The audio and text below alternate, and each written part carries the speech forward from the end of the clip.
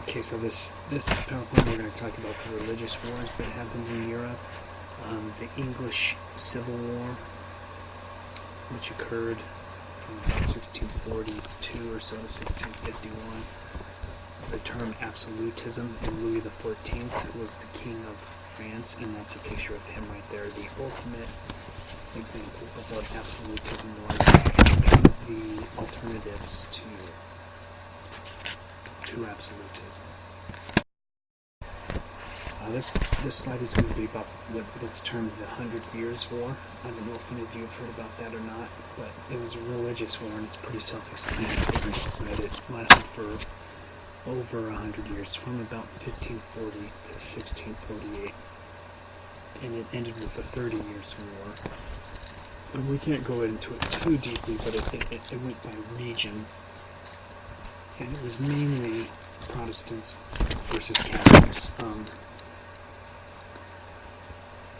We have to understand at this time that religion and politics were very intertwined, even though with Protestantism came this idea of kind of the secularization of the state, so to speak. It hadn't completely come that way yet, so a lot of people thought that Europe should be united under one faith, but they didn't know which one, and that's what the fighting was about. But at the same time, it wasn't just a religious war, it was also a regional war, dynastic, and there was kind of this underlying nationalism that was starting to come up at the time. Nationalism is being identified as being from a nation, as opposed to from a region or under this prince. There's this idea that people start to begin thinking, okay, maybe I'm more of a German than just from a certain principality. Okay, we also have to remember that the Americas were bringing an immense amount of wealth to Europe at the time, and it really didn't look like anybody was going to go to war. Okay, what kind of started some of the underlying doubts about Europe was this, what people have called the Price Revolution, which was basically inflation, right? So, for instance, in Flanders, which is a region in France, the price of wheat tripled in a little over 10 years, okay? In Paris, it quadrupled, and the cost of living in England had doubled. Okay, from about 1500 to 1550, the cost of living had doubled in only 50 years, and the price of bread had quadrupled. At the same time, the population of Europe went from about 50 million in 1450 to about 90 million in 1600. Okay, so there's almost 2 times as many people in 150 years, but the problem is there were no big advances in agriculture. This was before the scientific revolution and the industrial revolution. So you're growing the same amount of crops for 2 times the same amount of people. Okay, so there were a lot of areas where the prices went up, and that's why the prices went up. But at the same time, your pay is going down, right? Because there's inflation. So most of your earnings, if you were a regular person living in Europe in 1550, probably 80% of the money that you made was going to feeding you and your family on a daily basis, and it was hard to do that. Okay, it was hard to find enough food to get 3 square meals a day in Europe in the 1550s. Okay, at the same time, all of this cash and silver and gold is flowing into Europe. So there was and it was circulated and made into coins, but pretty soon everybody had silver. So there was a saying that everything costs a lot in Spain except for silver. Okay, it's kind of the idea that after World War I, Deutschmarks, when you keep printing money to stave off deflation, then inflation occurs. Okay. At the same time, people were trying to tax their citizens, but they didn't have any money left, so they were forced to raise taxes, and people still couldn't pay their taxes. So People were being sent to debtor's prison at an enormous rate.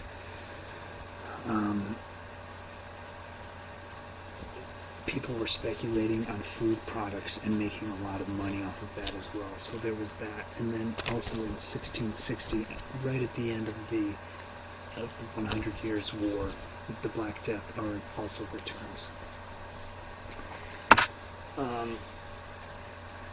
So that's kind of the price revolution. And real quickly, we'll just talk about the regional warfare and the effect that this war had on Europe.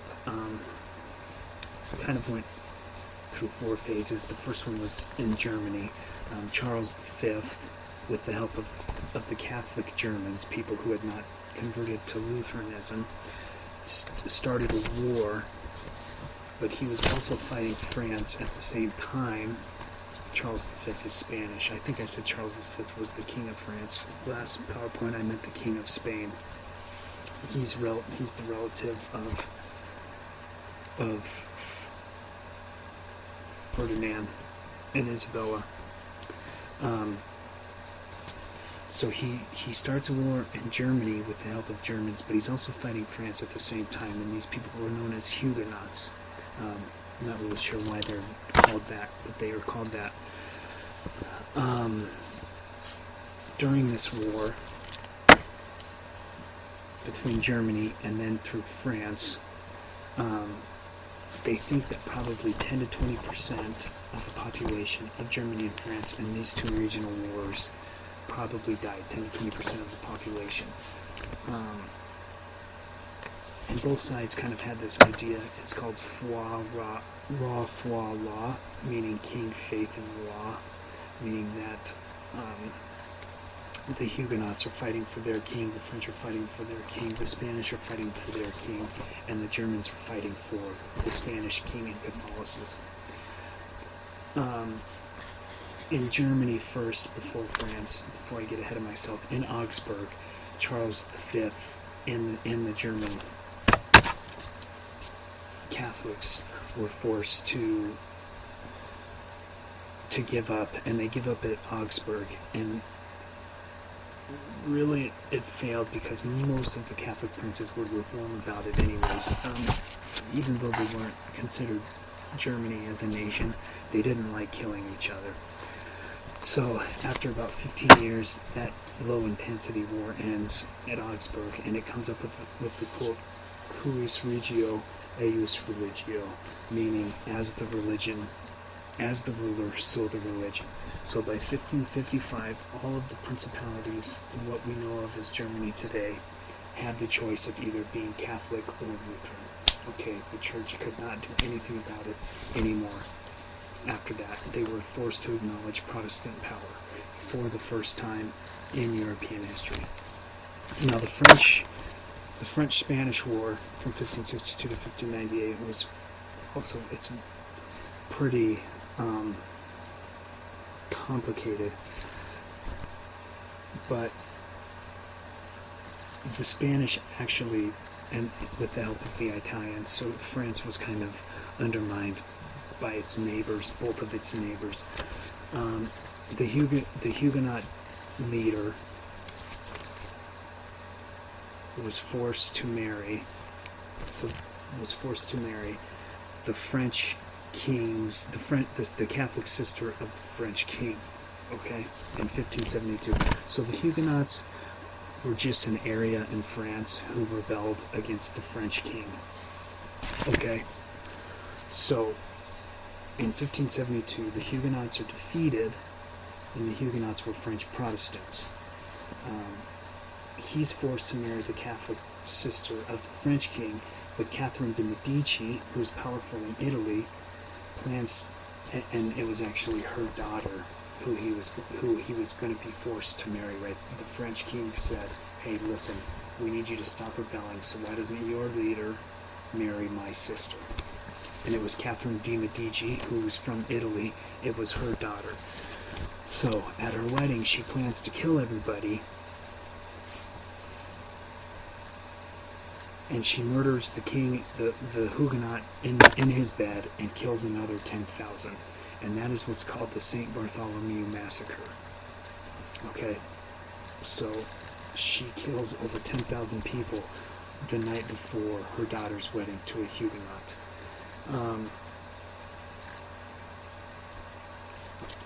The Huguenots get upset. They return to their homeland, kind of the southeast region of what is called France today, and then they start fighting again. Okay, and then the fighting goes on until 1598, when King Henry IV, who is a Huguenot, converts to Catholicism. He actually wins the war, but he still converts to Catholicism, and he says Huguenots can maintain being Lutherans if they want to, but he converts to Catholicism because he wants to rule France. And even though he overthrows the king, he knows that most of the people in France are Catholics, so he converts. Okay, so it's kind of complicated, but the bottom line is the Huguenots were Lutherans. They rebelled against France. They fought for 35 years. They end up winning, but the winnings, even though they're Lutherans, most of the leaders end up converting to Catholicism anyways, because France was, and still is today, a very Catholic country. So that's that war. At the same time, the Dutch and the English were fighting, and the Dutch and the English were fighting Spain later, in the early 1600s, and they were fighting Charles V's son, Philip of Spain. So he goes into the Netherlands, to the Dutch area, and he, with 100,000 people, and he tries to suppress their movement towards Lutheranism, okay, because the Dutch are a very Lutheran society today. So Philip says, I'm going to stop this, heads in there with 100,000 people. He tries to suppress it, but William of Orange, who maybe you have heard of, beats him. At the same time, England is helping the Dutch, and they're making headway with their navy, and they begin attacking Spanish ships under the tacit consent of Elizabeth. This is Elizabeth from the Elizabethan Compromise. Okay, so this is the end of the 1500s, early 1600s. This is when England starts to turn the tide and starts to become the main power of Europe, and especially with the navy. So Elizabeth and the Dutch are allied together, fighting the Spanish. So two Lutheran countries fighting a Catholic country, and this was a religious war. This is where we get Francis Drake, if you've ever heard of him, and his piracy. Philip tries to invade England, but with smaller, more agile ships, but what ends up happening is a wind pushes him back, and Elizabeth almost destroys almost all of the Spanish navy, and England becomes victorious. So that was the early 1600s. So this is when England starts making its presence felt throughout Europe. And lastly, so we don't get too complicated, was the 30 Years' War, and this ended the 100 Years' War, and this was from 1618 to 1648, and this was between Westphalia and the Catholic Habsburgs. Westphalia would be Poland, Austria, and Hungary, what we would think of that today. And there was a revolt in these areas because the Hungarian prince tried to take Germany. So this area of Westphalia, Poland, Hungary, Prussia, Kingdom of Bohemia, all of these Catholic areas tried to take Germany as well. Okay, so what ends up happening for the Germans and the Protestants is that many of the Catholics of Western Europe side with them because they don't want the Eastern Europe Catholics taking control of Central Europe and then moving into their area. So really it's Protestants and Catholics from Western Europe fighting Eastern European Catholics. Okay, and not to mention this is where we have Cardinal Richelieu, who was actually helping the Protestants. Cardinal Richelieu from Three Musketeers, he actually was a real man. Bottom line is the battle in Westphalia in 1648 was a watershed in history. What ends up happening is this 100 Years' War ends up being the most bloody affair in European history until the 20th century.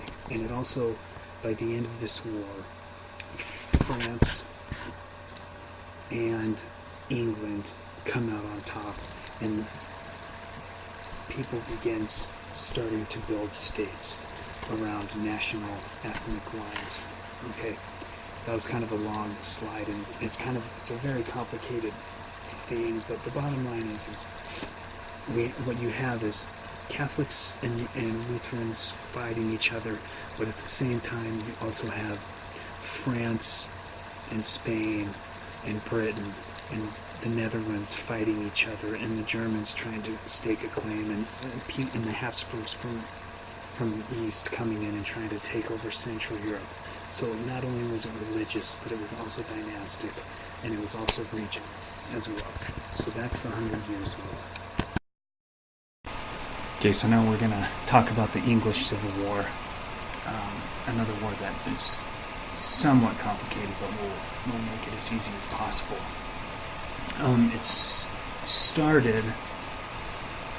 The seeds of war started when the Scottish James Stuart came to power on the throne. He was Elizabeth Tudor's successor. He was actually her cousin, and it wasn't really known until her death who the actual successor was. And so when they found out that it was a Scottish man as opposed to a Tudor, people, especially in England, got upset. He wasn't really known by his subjects, and he knew he needed money, but he didn't really ask Parliament for it. Since he was Scottish, he didn't really believe in working with Parliament. He just told them that he was the king and he raised taxes. He imposed new tolls, and he gave a lot of business monopolies to his buddies, to his Scottish buddies. So, I mean, you can imagine the people, the British, were not too excited about that.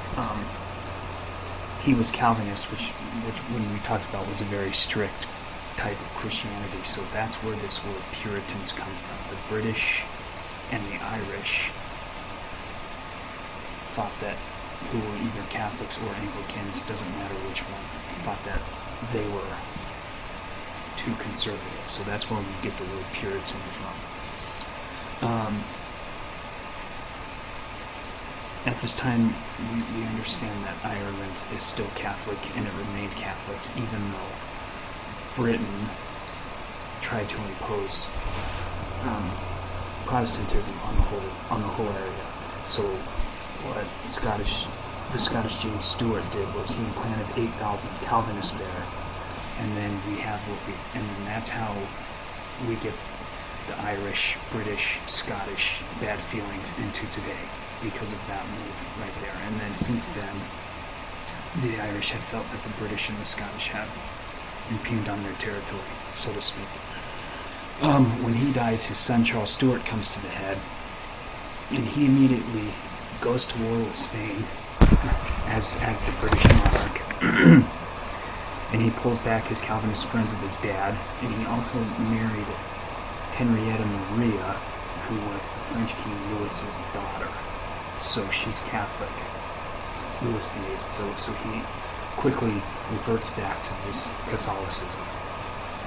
In fact, so many people in Scotland were mad at him, he actually went to Parliament and asked Parliament for money and soldiers to fight the Scottish, even though he is Scottish. He moved to Britain, so he became the monarch of the United Kingdom and immediately moved to Britain and reverted to Catholicism. And so a lot of the Scottish peoples were mad at him. Parliament says, no, you don't have any money. So what he does is he throws most of Parliament into prison.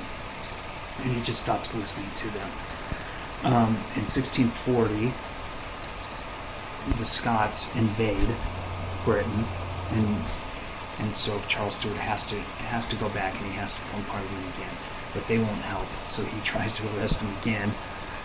This time it doesn't work, so he has to run, and he builds up royalist forces. And so Parliament does the same. So by 1642, the government of the United Kingdom is fighting the King of England. Okay, and this war we have is Cavaliers versus Roundheads. I don't know if any of you have heard of those. So the Cavaliers are the Royalist forces, and the Roundheads were the Parliament forces, and they're called the Roundheads because they didn't like wearing long hair. Back then they cut their hair short, which was unusual for the time. In 1644, Charles loses, and Parliament changes the Church of England into the Anglican Church, and this is about the time, so Britain acknowledges that it's a Protestant country, not a Catholic country anymore. And this is the time that we also get Oliver Cromwell. I'm sure you guys have all heard of him. We won't have enough time to talk about him too much, but Oliver Cromwell in 1644, he's a member of Parliament. He's the one who didn't even want the king to have a say. He just wanted the king to be a figure, and then the Parliament to really run the show. So he's the leader of the Roundheads, and when they win the war, he becomes the head of Parliament, okay? In 1648, Charles tries to come back again to fight, but Cromwell was too strong, and he was a military genius. So Cromwell captures him and condemns him to death. So on 30th of January 1649, Charles was beheaded in public, and this was the first time in history, world history, that a king had been legally opposed and killed by his own government. Okay, so Cromwell beheaded Charles Stuart. But once Cromwell gets power, he then abolishes the House of Lords, part of Parliament, and then he declares the United Kingdom a Commonwealth, or a Republic. In Latin, it's Res Publica, for those of you in my other class, meaning a public thing. And he even changes that soon, what was left of Parliament, and then he takes over Parliament and calls the United Kingdom a protectorate, which basically means he became a dictator. Very much like Caesar. It was an autocracy. They wrote a constitution, but it was written by Cromwell, so it had much to do with the army. People don't like this. So what ends up happening is Oliver Cromwell gets killed, and then they ask Charles II to come back. I'm sorry. Actually, Oliver Cromwell just kind of goes into hiding, and he ends up just living his life in exile, basically. So people didn't like him, so they asked Charles the first son, Charles II, to come back, and he was apparently quite the ladies' man. And when he comes back, he was more into what the kingship had to offer as opposed to actually ruling.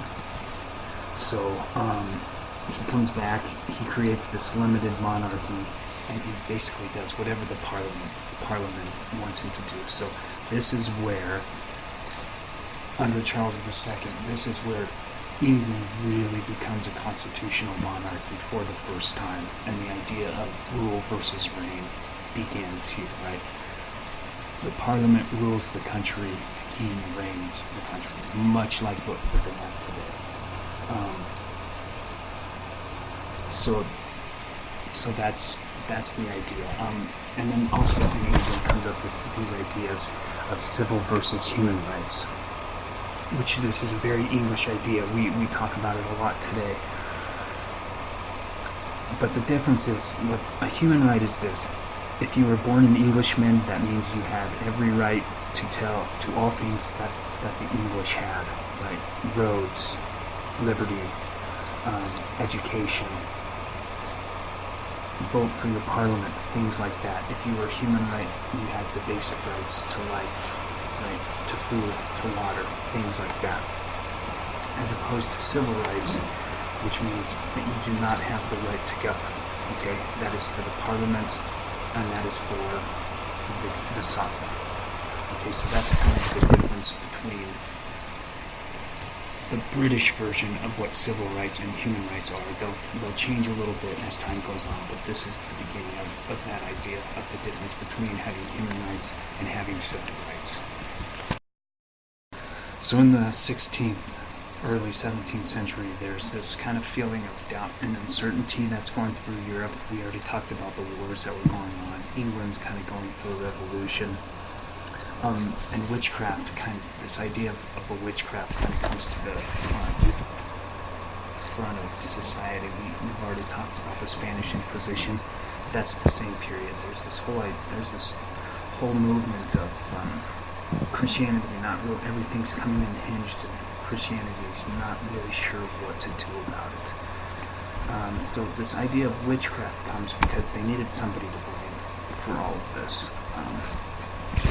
So in the 1500s also came this idea that witches could control people with their minds, and that people started making pacts with the devil. This is when the idea of a Faustian person comes to the forefront, right? He makes a pact with the devil to get smarter and get rich and get the woman he wants. That kind of idea. This even gets all the way to England and torturing and confessing, things like that. And that was illegal in England at the time, but the government still did it because they just didn't know what was going on. So this is not just something that the Catholics were doing. This is other people as well. Around the turn of the 16th, 17th century, so the early 1600s, in some towns around Europe, on average, you would have about 100 burnings at the stake a year. Some people who walked around Europe, traveled around Europe, said some towns looked like forests. They were so crowded with stakes, things like that. It was a scary time, especially if you were accused of being a witch. The whole reason why Christianity was people didn't know what to do is because the idea of relics and prayer and the holy water weren't working anymore. So when your religion isn't working anymore, there's going to become a new reliance on the state to fix things. Okay, so there's this real search for authority that's starting to happen. Now earlier, I'm sure, and it only becomes popular later after Machiavelli died, was once a guy named Machiavelli. I'm sure you guys have all heard of him, Nicola, and he was a humanist, and he's writing about the instability of Italy during his time, because Italy was a bunch of city-states, and it was repeatedly being invaded by France and Spain, and Machiavelli saying, we need somebody to come in here and centralize it.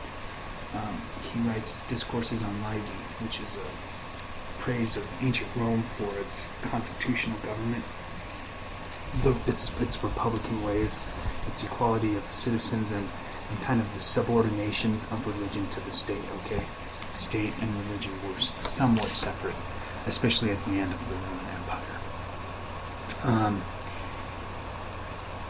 He says any type of king who can centralize is better than not having one, and he comes up with this.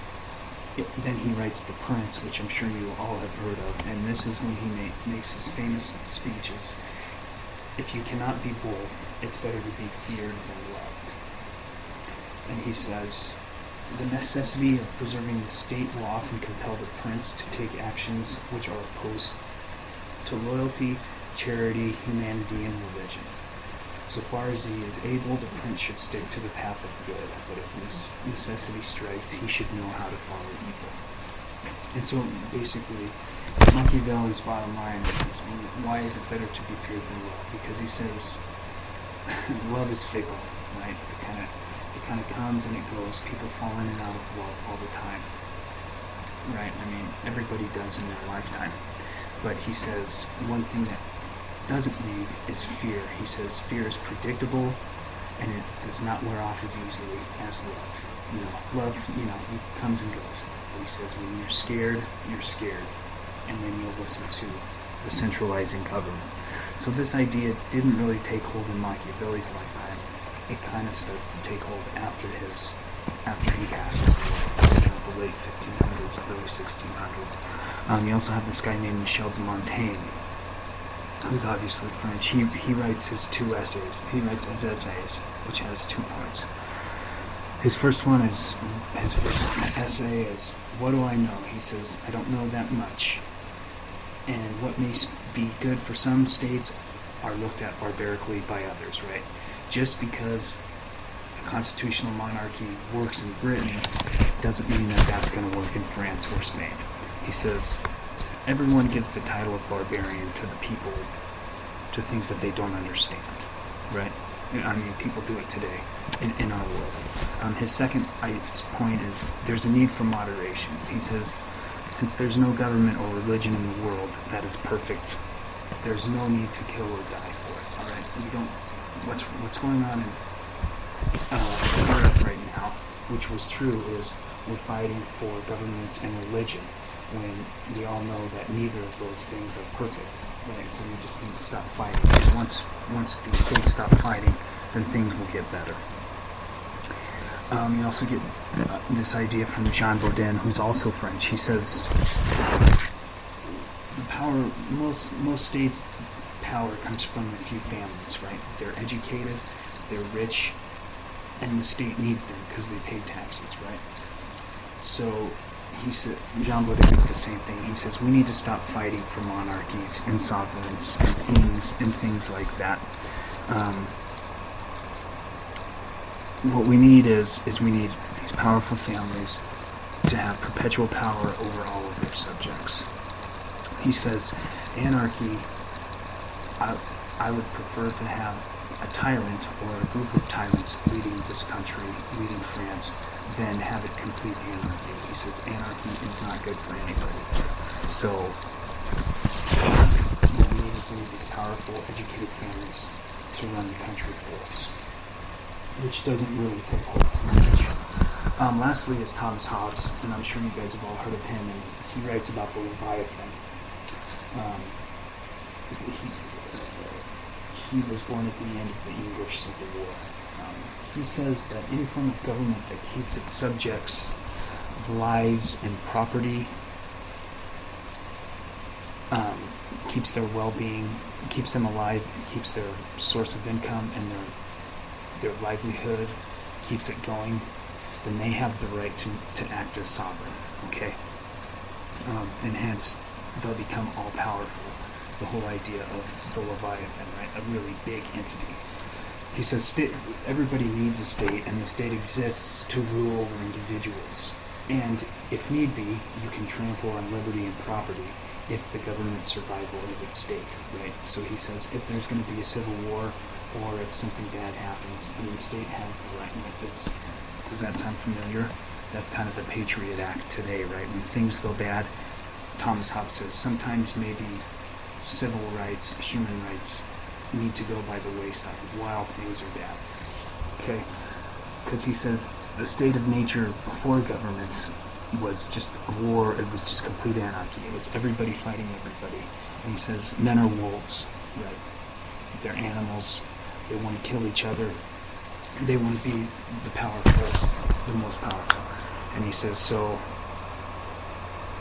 you can't just live in a state of nature. You're going to have to exchange some liberties for peace. Okay, so his bottom line is the state can really do anything it wants as long as it doesn't start killing its citizens and it keeps them from being poor and not being able to work for their own life. Okay, but he says other than that, the state has the right to do anything because before there was a state, all there was complete anarchy.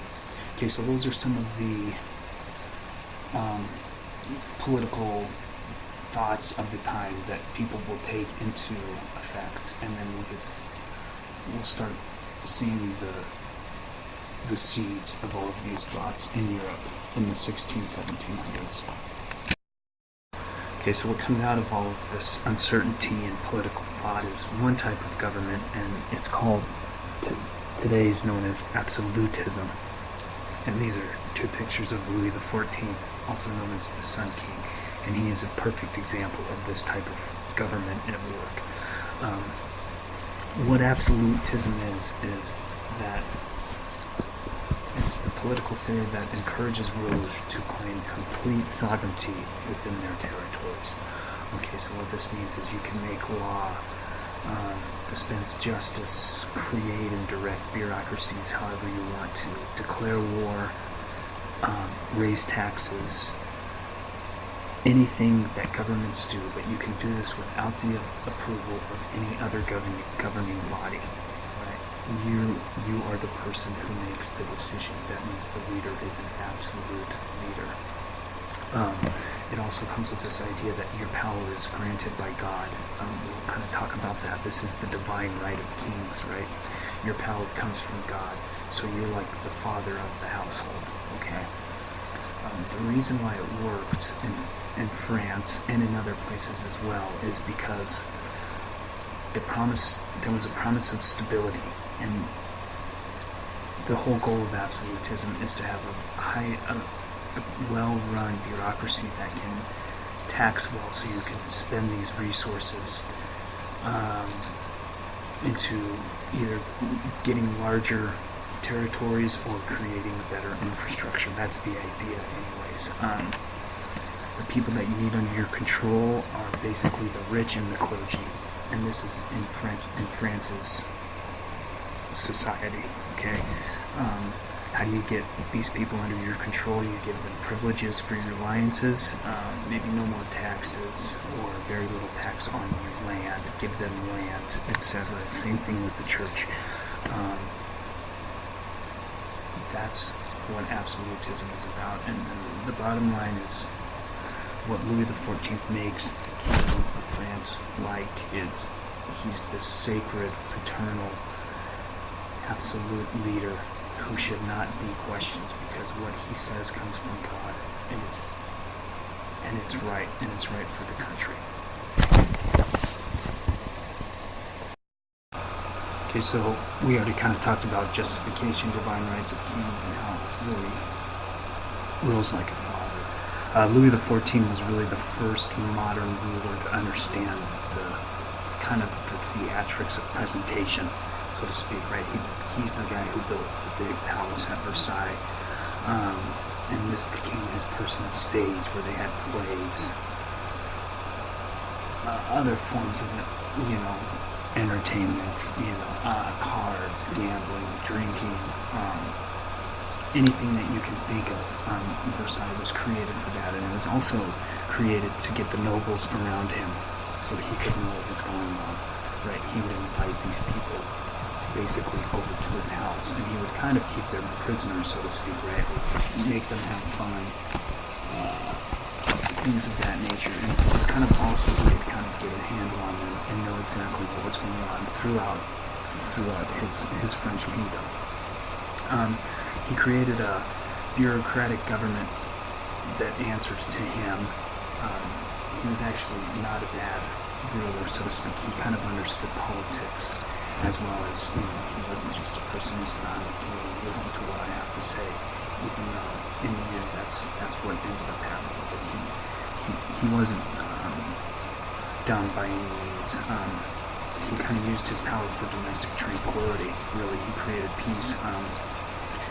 He cut France into 36 regions, and each region was headed by somebody he appointed, and we call them the upper bourgeoisie, right? Kind of the upper middle class, so to speak. Doctors, lawyers, things like that. That's who the bourgeois were, artisans. And really what he was doing is he was creating these regions so he could tax them, because any absolute elitist government needs a standing army to show his power. Not only to keep the peace at home, but an absolute government needs to show his people and the world that they can come and conquer you if they want to, if need be, right? Conquest and display, so to speak. So he created this bureaucracy that was really good at collecting taxes, right? He had a head tax, a land tax, indirect taxes on things such as an indirect tax is on goods, right? So wine, tobacco, wheat, things like that. That's an indirect tax. We kind of call them sales tax, so to speak.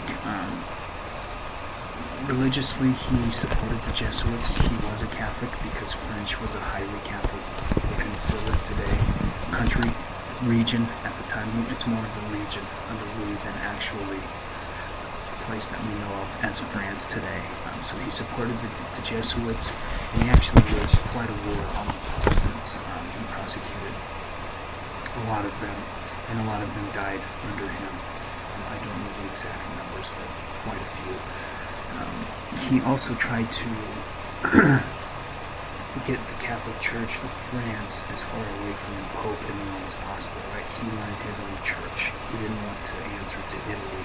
He wanted the church to answer to him, and he did that quite well.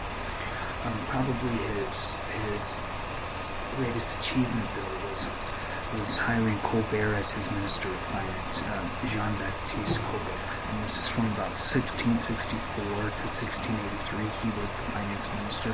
He's the guy who really tightened tax collecting, and he eliminated the practice of tax farming, which is basically the idea that tax collecting agents retain a percentage for themselves of the taxes that they gather. Okay, Colbert ended that because all that does is sow the seeds of corruption. Okay, he was actually quite genius. So the more taxes that came into Louis, the larger his honor became. They say about only 25% of the taxes collected got to the king before Colbert became finance minister.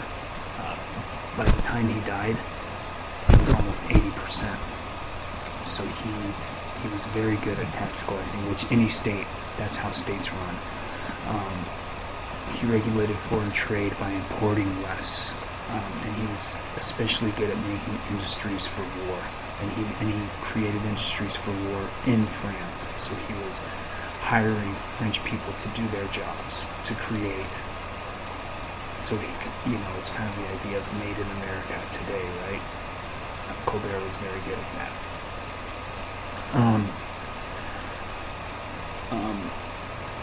And lastly, kind of the doubt, Louis the King ended up dying of old age, but one thing he did, and that his successors really did as well, is he went to war too much. We'll talk about the French Revolution, but the bottom line is the French Revolution occurred because the government went bankrupt, because it went to war all of the time. And Louis XIV is a very good example of this. Colbert had warned him, but he is kind of the first in the line of royal sovereigns who go to war that will eventually end the French state. But that is an idea of absolutism. It's good to know this because it kind of explains what will happen during the French Revolution. Alright, an alternative to absolutism is obviously the British monarchy, and we talked quite a bit about that at the English Civil War. Very quickly, Charles II, he was the son of beheaded Charles I. The palace under him kind of came under control of licentiousness, so to speak. He was a ladies' man. He was more into what being a king was about, as opposed to actually ruling the government. He also turned to Louis VIII as king for support, French Louis the King. So as a result, you got the supporters of Charles, who were called Tories, also the nickname for Irish bandits, and the Whigs, who were the Scottish rebels. So the Scots are rebelling against the Scottish monarch, who is the leader of the United Kingdom. A few times Charles tried to circumvent the Parliament, but he never really had the power or the authority to do what his dad and his grandfather had done to Parliament. So he kind of dies, and his son James II comes to the throne after Charles dies in 1680, and James II began to let Catholics and Protestant dissenters hold political office, and he rode around saying how great the Pope was. And in 1688, he declared his son would be a Catholic. His new son, 1688, his new son was born. He declared his son to be a Catholic, and a delegation of Whigs and Tories, who Charles II's still supporting him, even though he was dead, supporting his ideals, and the Whigs, they get together, they cross the English Channel, and they get William of Orange and Mary Stuart, who was a tutor, to preserve Protestant Anglican Church, the Church of England. So people who are against James II go across the English Channel, ask William and Mary to bring an army into England and overthrow James II. They do that fairly easily and without too much bloodshed. That's kind of why it's called the Glorious Revolution, because they kind of showed up with their army, and James II gives up. He says, as long as you keep me alive, let me go live in France, I'll be okay. So William and Mary say, okay, that's fine. And they were very much parliamentarianists, so they signed a Bill of Rights, which allows trial by jury, habeas corpus, and to petition the monarch through Parliament. So this is really the end of England's troubles as far as if it was a constitutional monarchy or not. William and Mary signed the Bill of Rights saying it is a constitutional monarchy, meaning the monarch had little power, and what power he or she did have runs through the Constitution and the Parliament. At the same time, you get this, I believe he's Scottish, his name is John Locke. He comes up with these two treatises on government, and he's the guy who comes up with this idea of a social contract that we have today. And he basically says humans originally had absolute freedom with no government and with reason. He's basically saying reason is the law of nature. He says human beings have created their own life, liberty, pursuit of happiness, those kind of ideas. But he said disputes did arise, so what you needed is you need a government. You needed an arbitrator to settle these disputes, and that's why governments came to the forefront. He says, but the rulers sign a contract with the government, and that contract is you have to let them have pursuit of life, liberty, and the pursuit of justice. And if the government breaks that contract, then it's the society's job to overthrow that government or dissolve that government and create a new one. Okay, so that's what the social contract is. The government has the obligation to rule justly, and not oversee its power. And when that happens, the subjects have the right and the duty to overthrow that government. So by the end of the 1600s, you have peace and stability in France and a market economy burgeoning, and you also have peace and stability in England. So what ends up happening is when you get peace and stability, you get commerce and you get economy. The balance of power started moving substantially to Western Europe by the end of the 1600s into the early 1700s. There was new, more intensive agriculture. You were getting more crops per acre. Things were becoming a little more economical, especially maize and corn were increasing the food supply by quite a bit.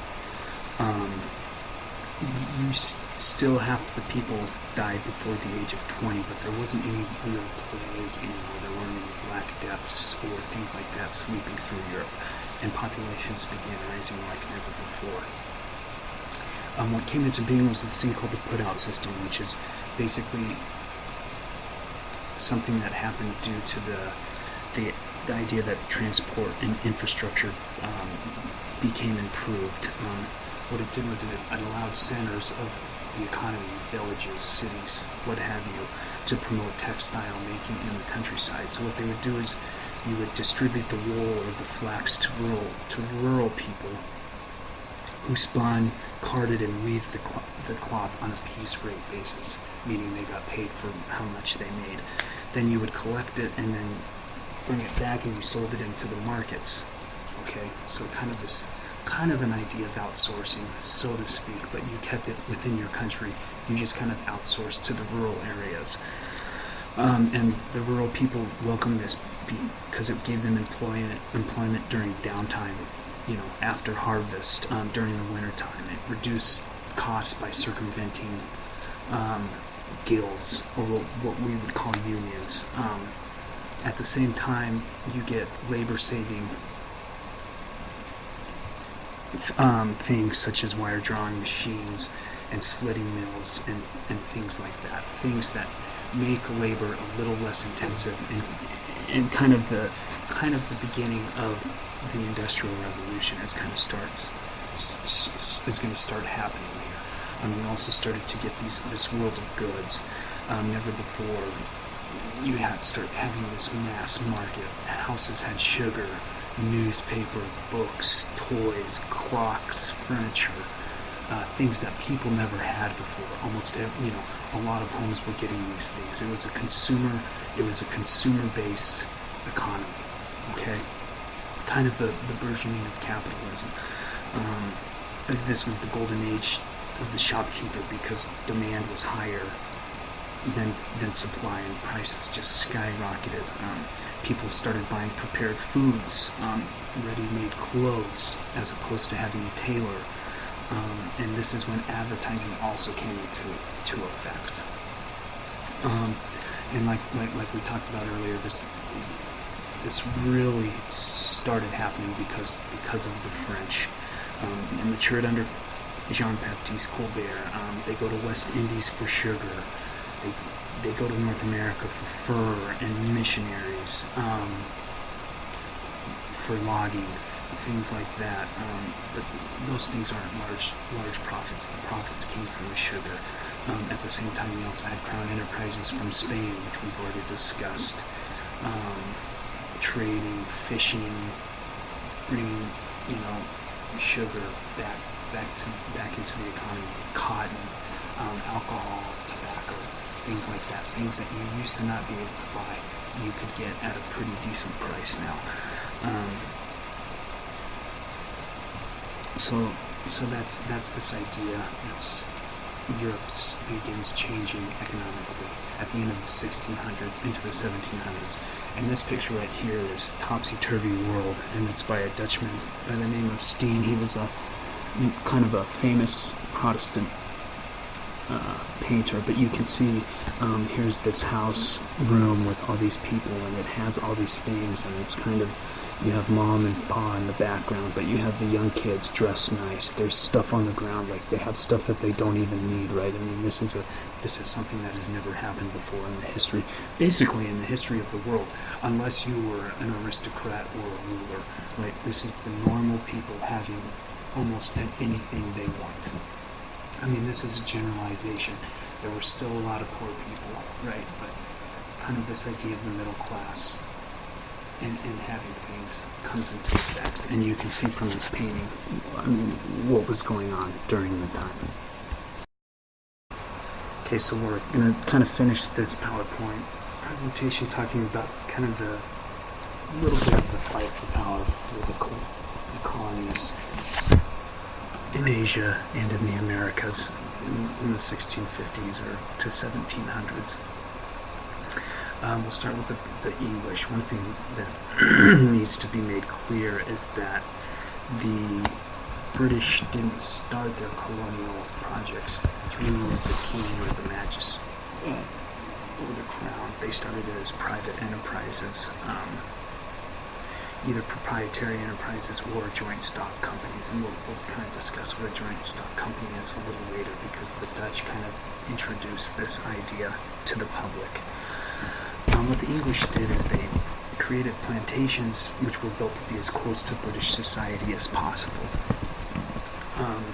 That's why you see a lot of those houses and things today, is the British come in and they don't really assimilate or adapt to the people around them. They just kind of try to make America, or wherever they go, as close to Britain as possible. So these are all private enterprises until by the 1660s, and Oliver Cromwell, and then by Charles II after him, these guys realize that it's potential, and they start having government interference in these colonies. At the beginning, unlike France and Spain, who are and Portugal, who are in East Indies and in South America, at the beginning there was no need for forced labor in the north, so to speak. But what the British did is they wanted to completely and exclusively control that land, the land that they took from Native Americans. So that's where you get these massacres and the elimination of people by the British, because they wanted complete control of their land, and they wanted to work their land as they saw fit. And also intermarriages were very rare for the British. The Dutch and the French especially were very good at creating relationships with the people that they encountered, whereas a lot of times the British didn't do that as well. This is a generalization. Not all British people were terrible, but that's just a generalization. So that's kind of the idea of what the British did, and this is more in North America and not quite in the South. They're not quite in the South yet with cotton plantation and things like that. On the other hand is the Dutch, and until the 1670s and the British overcome them, they're basically the most prolific. They kind of start establishing settlements at the Cape of Good Hope. In South America, they start creating very good relations with the rulers in East Asia and Southeast Asia, and so what they do is through that is they become the power in Southeast Asia. They have their own Dutch East India Company, and they seize control of Sumatra, Borneo, and the Spice Islands. They drive the Portuguese away. The Portuguese, by that time, just don't have the power to stop them. And so what happens is the Dutch get a monopoly on pepper, cinnamon, nutmeg, mace, cloves, anything else you can think of that are grown in the Spice Islands. They get a monopoly on that. But in North America, on the other side of the ocean, they don't do as well. They actually have to surrender New Amsterdam in 1667, which will become New York, to the British, and the British kind of start pushing their way through North America. But what the Dutch came up with is this thing called the joint stock company. So what you did is you raised cash by selling shares to investors, and even though the investors don't have a say in the running of things, they were joint owners and they profit from it when the company profits. Okay, so then what you did is you sold your stock to someone else, and then things kept going, right? We know it's kind of the stock market today, but this was a very Dutch idea, and so the English take this and then they use it as well, and then they kind of take over North America from the Dutch. So by the 1700s, the Dutch, the Spanish, and the Portuguese are kind of starting to lose out, and so what you get is you get Britain and France, who kind of start dominating, and like we talked about during the slave trade, this is when Britain starts dominating with the slave trade. They start moving into Southeast Asia, not quite Africa or India yet. That's kind of more the 1800s, but through their navy and kind of structured government, the Brits and the French kind of come out on top, whereas the French kind of do it through taxing their subjects. The British kind of do it through mercantilism, all right, through trading and things like that. Okay, that's kind of how they get their power. So what Britain becomes is what's kind of called a merchant government. It's basically that they needed merchants to keep the seas under control and to bring in goods, and they also depended on merchants and financial bankers to build ships and bring in goods, and most especially help create the government's ability to wage war. Okay, so the merchants would give the government money, and then the government would pay these merchant backs later. In the 1690s, the Bank of England came up with managed debt very well, with success, by providing funds for war, by selling shares to the public, and then repaying those shares later with moderate interest. Okay, so those are what we would call war bonds today. The Bank of England kind of comes up with this, and then the Bank of England loans that money to the government. Okay, so the ability to dominate the world and to wage war was based on were based on these merchants and these bankers. And the French are increasingly borrowing and getting into debt, while the British are kind of running their country's finances like a business. And so by the end of the Revolutionary War, which we'll talk a little bit about when we talk about the French Revolution, the British are coming out on top.